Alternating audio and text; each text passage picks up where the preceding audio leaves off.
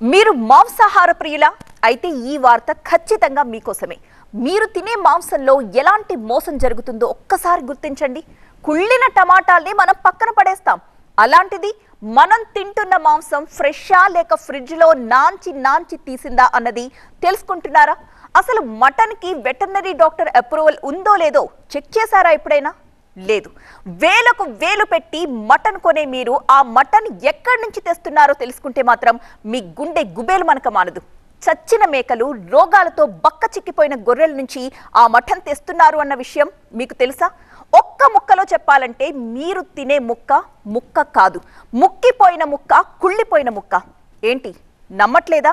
అయితే అధికారులతో కలిసి TV9 చేసిన స్ట్రింగ్ ఆపరేషన్లో మీరు నమ్మలేని నిజాలు బయటపడ్డాయి. విజయవాడలో మటన్ మాఫియా ఎంత బరితెగించిపోయి మనుషుల ప్రాణాలతో ఆడుకుంటుందో మీ కళ్ళతో మీరే చూడండి. నాన్ వెజ్ ప్రియులు పారా హుషార్. విజయవాడలో మటన్ మాఫియా ఆగడాలకు ఏ మాత్రం బ్రేక్ పడటం లేదు. TV9 అధికారుల బృందం జాయింట్ ఆపరేషన్ లో నమ్మలేని నిజాలు వెలుగులోకి వచ్చాయి. మామూలుగా మటన్ వ్యాపారస్తులు బతుకున్న మేకలను కొని వాటిని వెటర్నరీ డాక్టర్ పర్యవేక్షణలో కోసి అమ్మకం జరపాలి. ఇది రూల్. కానీ బెజవాడలో రూల్ ఉండదు. అంతా మాఫియా రూలింగే. సంతలో కొనడం, తీసుకొచ్చి కోసేయడం, అమ్మేయడం అంతా వాళ్ళిష్టం. పోనీ కోసినవి ఏమైనా బతుకున్న మేకలా? కాదు, చచ్చినవి, చావుబోతున్నవి, రోగాలతో బక్క చిక్కినవి. చీప్ గా కొనడం, భారీగా సొమ్ము చేసుకోవడం, ఇదే జరుగుతోంది బెజవాడ నాన్ వెజ్ మార్కెట్లో.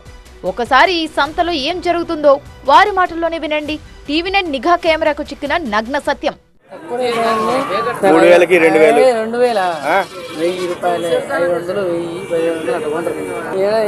విజయవాడ ఎక్కడ తీసుకెళ్తారు? మద్రాసు వెంటనే అయిపోతాయి. 2 గంటలు వెళ్ళిపోయి 2-3 గంటలు పోతారు. ట్రాన్స్పోర్ట్ వాళ్ళ ఖర్చు వాళ్ళకుంటాయి, వాళ్ళ ఏర్పాటు వాళ్ళకుంటాయి. ముందే ఐస్ తో వచ్చినట్టు అర్థం చేసుకోవాలి. ఐస్ పెట్టుకొని వచ్చిండోడు, బస్తాలు వేసి ఇంకా లోపల కూడా ఉన్నాయి. ఏంటి ఐస్లా? కేజీ 1000 రూపాయలు డిమాండ్ ఉంది బయట. తినేవాడి పరిస్థితి ఏంటి? వాడికి అదే తెలియాలి, తినకూడదు. చచ్చిపోయింది అసలు. ఎక్కువసేపు తినకూడదు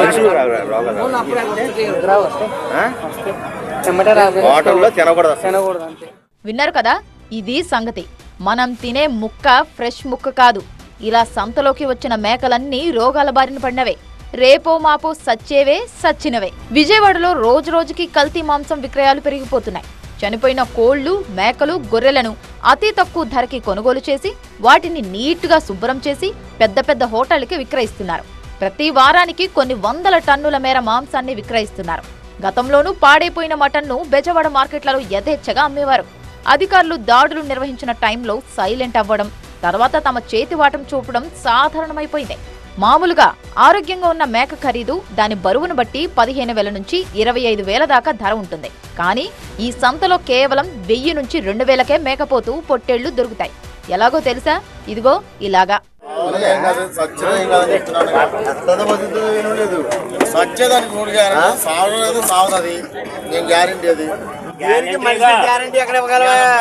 అసలు లేచి నించోట్లేదు అది. మరి ఏం చేస్తానికి గ్యారంటీ అయితే ఇప్పుడైతే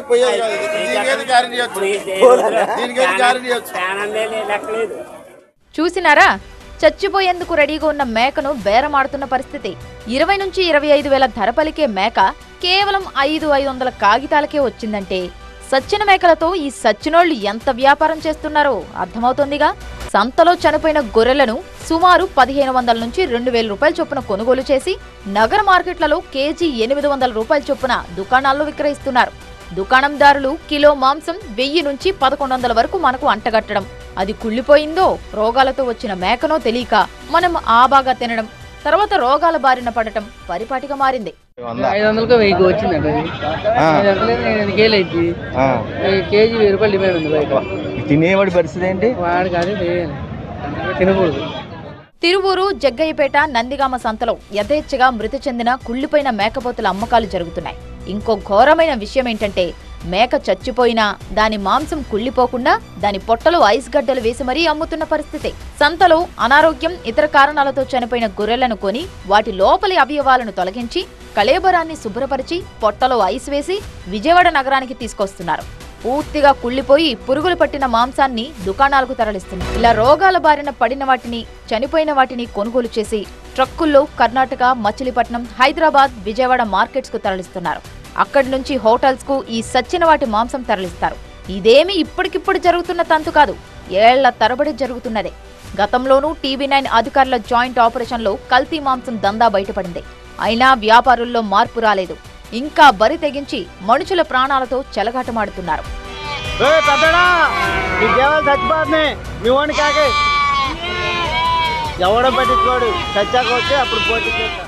అంతేకాదు, విజయవాడలో మేక తలలకు భారీగా డిమాండ్ ఉంటుంది.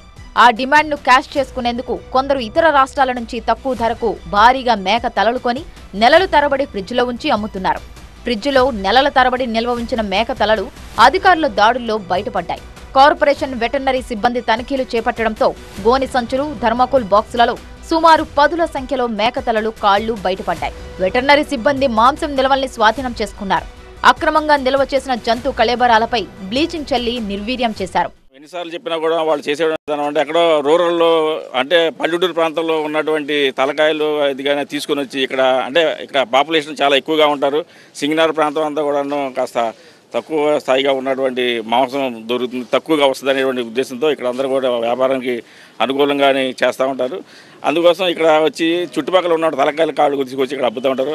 ఆ రోజుకి అమ్మితే పర్వాలేదు, అది కానీ ఇంకా 2-3 రోజులకి అమ్మితే కానీ చాలా ఇబ్బందులు వస్తూ ఉంటాయి ప్రజలకి. ప్రజల్లో మార్పు రావాలి. ప్రజలు మనం ఇది కొనాలి, ఇది కొనకూడదు అనేటువంటి వెళ్ళి చూసుకొని ఎంచుకొని కొంటుకొని కుళ్ళిపోయిన టమాటాను చూసి ఎరిగి చూసుకుంటారు. కానీ ఇక్కడ వచ్చినా దీన్ని చూసుకుని నాకు తెలియదు, వాళ్ళకి ఎలా ఉంటుంది ఏంటనేది. కాల్చి ఉంటుంది కాబట్టి దానికి వాసన పడి ఏం తెలియదు, వండిన తర్వాత కానీ దాని సంగతి తెలిసింది. మామూలుగా మాంసం విక్రయాలు చేయాలంటే సంబంధిత జీవాల శరీరంపై VMC అనే స్టాంప్ ఉండాలి. ఇలా ఉంటేనే మాంసం విక్రయాలు జరపాలి. కానీ కొందరు వ్యాపారులు ఈ నిబంధనలు పాటించకుండానే ఇష్టారీతిగా మాంసాన్ని విక్రయిస్తున్నారు.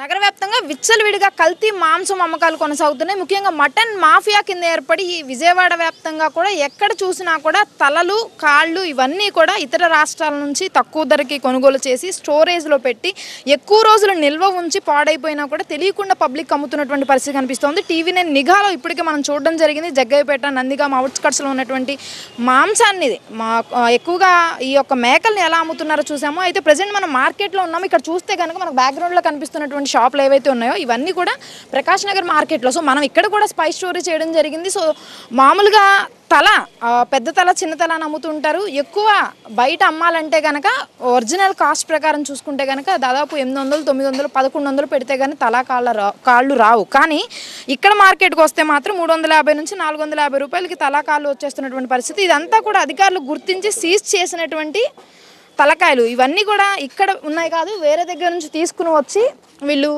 ఇక్కడ అమ్మకాలు చేస్తూ ఉన్నారు. ఇవి కొన్న తర్వాత వండిన తర్వాత టేస్ట్ మారుతుంది. సో ఇవి తినడం వల్ల ప్రజలు చాలా ఇబ్బందులు పడతారు, అనారోగ్యాలు పాలవుతారు. ఖచ్చితంగా అధికారులు చాలాసార్లు తనిఖీలు చేసి వీటిని సీజ్ చేస్తున్నా కూడా వ్యాపారస్తుల తీరులో ఏమాత్రం మార్పు రావట్లేదు. అండ్ అలాగే పబ్లిక్ కూడా ముందస్తుగా జాగ్రత్తలు తీసుకోవాల్సినటువంటి అవసరం కూడా క్లియర్గా కనిపిస్తోంది. కెమెరా పర్సన్ శ్రీరామ్తో క్రాంతి, టీవీ9 విజయవాడ నుంచి.